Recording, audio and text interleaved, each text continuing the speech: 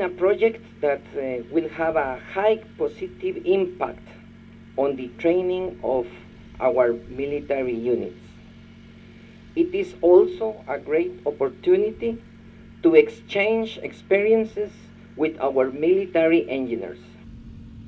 We want to thank you for the opportunity to be here in your beautiful country. We are sharpening our skills and learning new ones by working alongside your soldiers. He aprendido nuevas habilidades y mejorar nuestras habilidades trabajando al lado de sus soldados. We are confident with as many U.S. Marine engineers and Guatemala engineers, we will accomplish this task. Tenemos confianza que con las infantes de marinas y los soldados guatemaltecos que vamos a terminar esta tarea. Muchas gracias. Gracias.